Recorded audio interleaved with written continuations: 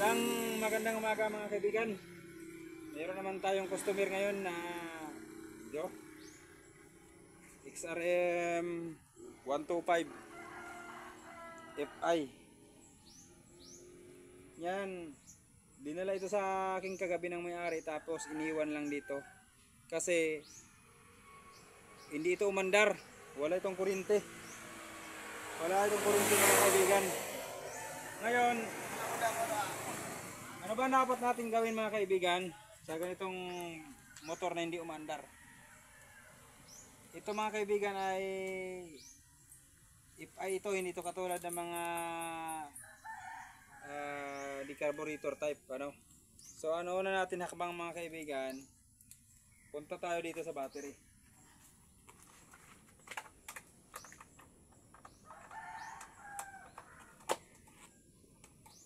Punta tayo sa battery. Okay. Tapos pag nabukas na natin ang U-box, itong dulo ng ating test light lagay natin dito sa ground.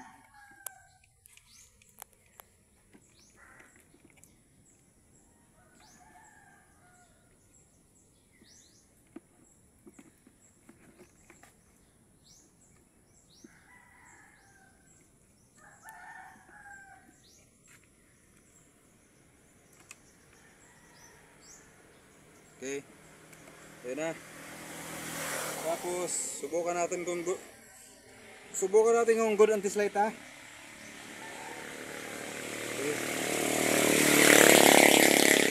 Good mga kaibigan. Mayroong supply. Mayroong pang battery pero kunti na lang laman ng battery. Okay. Yung dulo natin, ilagay natin dulo ng test light tapos dito sinubok natin kung mayroong iilaw. Okay. Tapos, ang pupuntahan nyo kagad mga kaibigan dito sa fuse. Dito. Sa fuse mga kaibigan, meron kang nakikita na dulo ng fuse. Ito. Ito. Yan. Tutusukin mo lang ito. O, ayan o, umilaw o. O, sa kabila. Umilaw. Nangahulugan mga kaibigan na good. Dito naman tayo sa kabila. Dito. Meron ding ilaw mga kaibigan. Tapos dito naman sa ano, dito naman. Oh, meron din. Ibig sabihin mga kaibigan, good and fuse, no? Walang putol. Balik na natin. Okay. Susi. Punta tayo dito sa susian mga kaibigan.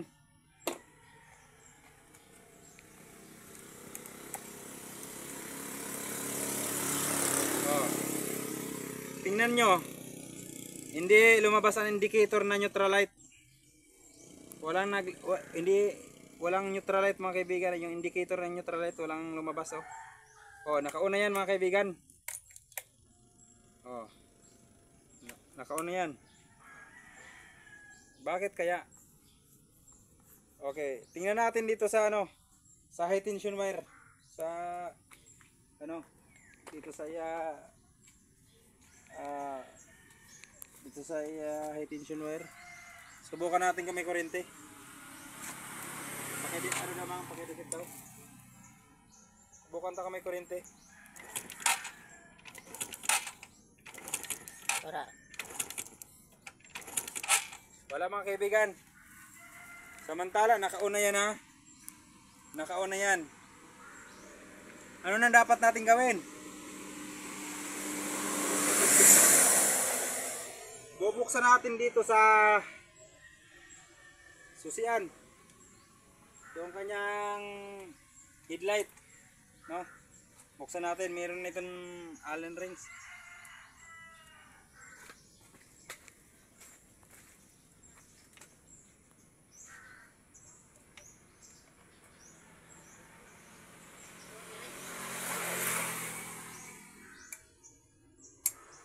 Yan.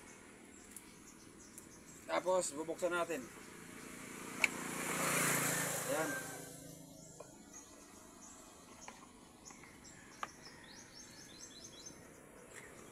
Okay. Yamang naka body ground tayo mga kaibigan. Yamang naka body ground tayo.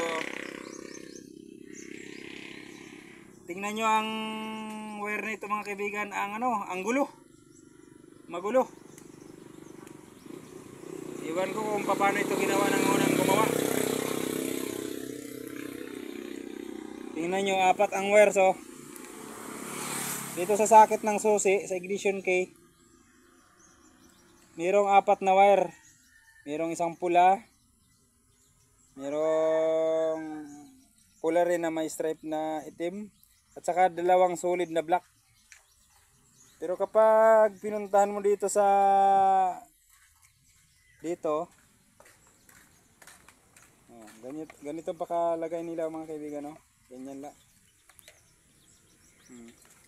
Pero kapag pinuntahan mo dito at titingnan mo, pinutol na nila yan, wala na. Wala nang connection yung wala na. At tingnan natin kung merong supply ang wire na ito mga kaibigan. Okay, itis natin ang pula. Wala. Itis natin ang meron. Meron mga kaibigan, no? Meron yung kulay pula. Ito yung papuntang susian. Na kapag inon mo ang susi, dapat magkakaroon ng supply itong itim. Meron. Meron na mga kaibigan, no? Okay. Pula. Saka itong kulay black. Ang kulay black. Meron. Okay, meron.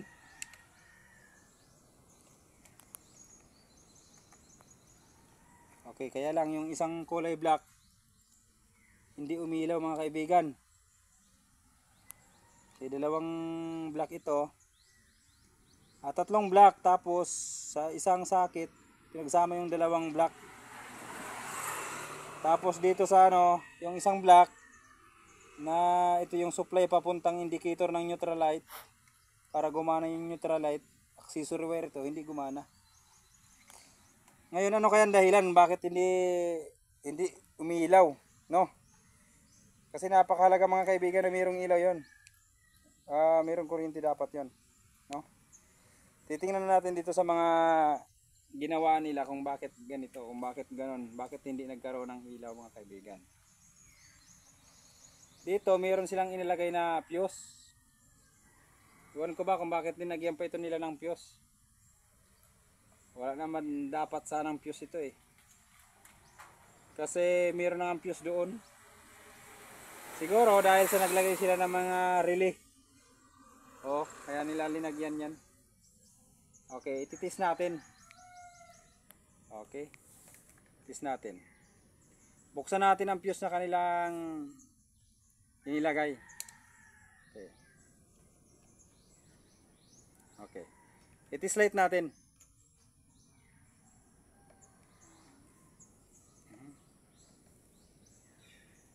Wala na ang ilaw. Natangkas pala yung supply.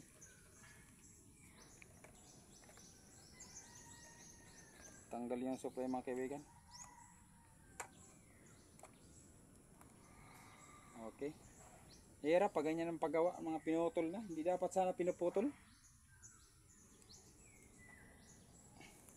Okay. Okay. Tingnan natin ang fuse mga kaibigan. Umilaw. Umilaw. Dito sa dulo. Umilaw rin. Dito. Umilaw rin mga kaibigan. Good ang fuse. Good. Pero bakit wala pa ring indicator ng neutral light? Wala pa rin, no? Okay, ano kaya ang dahilan? Nakapound pa natin. Umilaw. Dapat sana umilaw rin dito. Dapat kayo umilaw dito mga kaibigan. Dapat sana dito sa dulo umilaw rin. Tanggal na naman.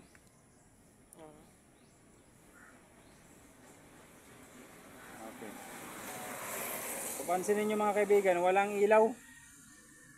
Kundi umilaw dito sa punta na sa dulo ng wire. Kundi oh, wala. Dito meron. Sa pag-atislight mo nito mga kaibigan, malalaman mo talaga kung saan may problema. Oh, dito good. Dito good. Good. Dapat tumawid ditong kuryente na galing dito. Magtawid dito. Oh, meron. Dito meron. Pero dito mga kaibigan oh, sa dulo nito ng wire. Meron bang tumakdag? Meron pa nalaglag na ano ng langka ah. Wala. Wala mga kaibigan. So, ito yung problema mga kaibigan. Kung bakit hindi nakakatawid dito sa kulay black yung supply na dati na mula rito. Oh. Oh.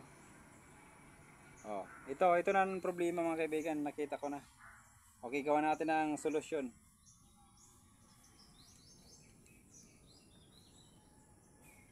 Gawin natin.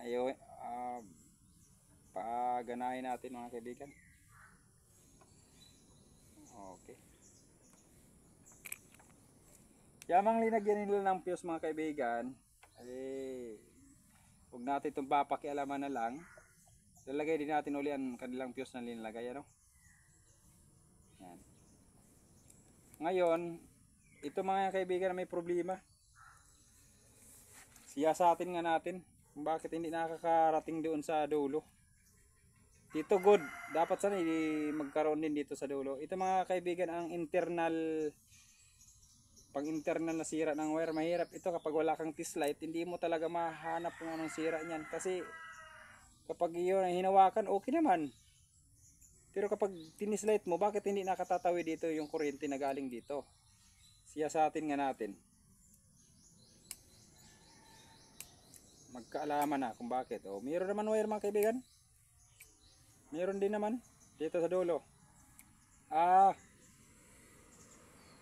Ayun. Wala na pala mga kaibigan wires. Wala nang wires. Wala na. Kaya pala ganun. Palitan natin ito.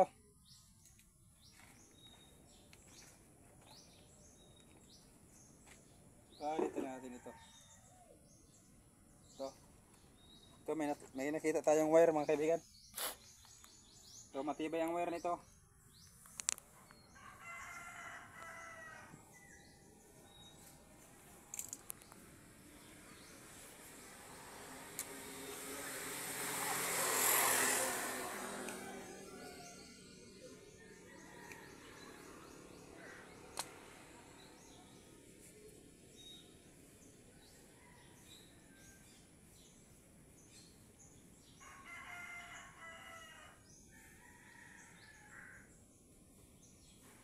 Tapos muli natin i-clip mga kaibigan. Muli natin i-clip.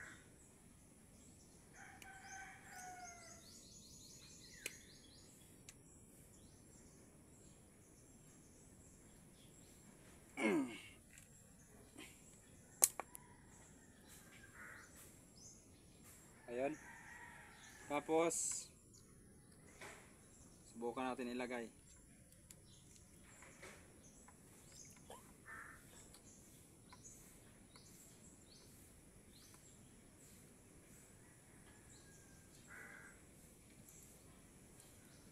Okay.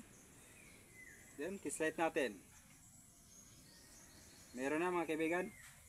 O, dito sa dulo, test-light din natin. O, meron na. Okay, ganyan. Tapos, lalagay na natin dito. Ang pakagawa pala nito mga kaibigan ng ibang gumawa, parang hindi na nasa standard. No, if ay itong ginagawa natin mga kaibigan. FI. Karamihan ng motor ngayon mga FI na. Pero meron din mga dati na mga carb type. Oh. Ngayon, susubukan natin paandarin. Tingnan natin kung may kuryente na dito. No? Yeah.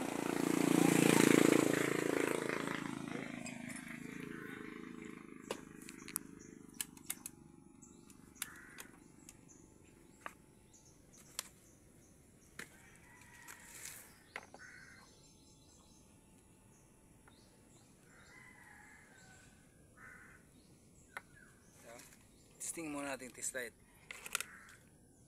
Mega. Ang ilaw.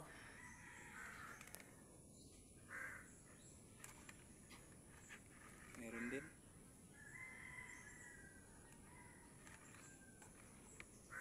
Gua? Gua? Gua. Gua.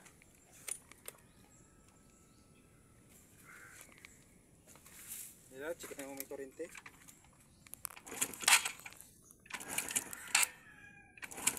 Ay, wait lang. Ha? Kulat lang.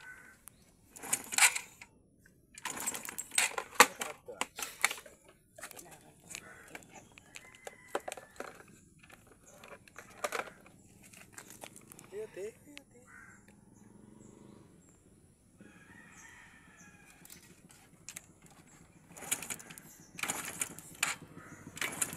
Gua? Sige. Lagyan mo ng kuha ko. Ito ko na. Lagay natin yung ano, cup ng ano, spark plug cup.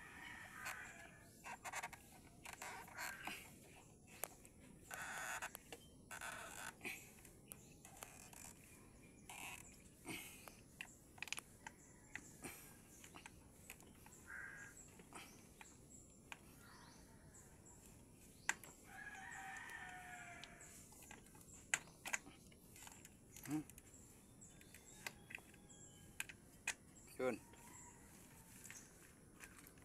Yun ito.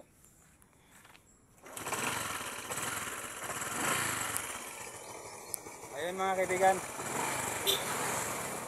Umilaw na rin ang kanyang indicator light ng neutral light mga kaibigan. Umilaw na. Ang battery pala nito mga kaibigan, mahina na kung kaya wala itong push button. Ayan, ganun lang mga kaibigan. Ganun lang ang pag-troubleshoot nito, ano? Ganyan lang mga kaibigan ang pag-ano ng FI XRM 125. Maraming salamat. Sana may natutunan kayong sa pagwa-wiring. At paki-subscribe lang po, paki-suyo sa ating YouTube channel. Maraming salamat.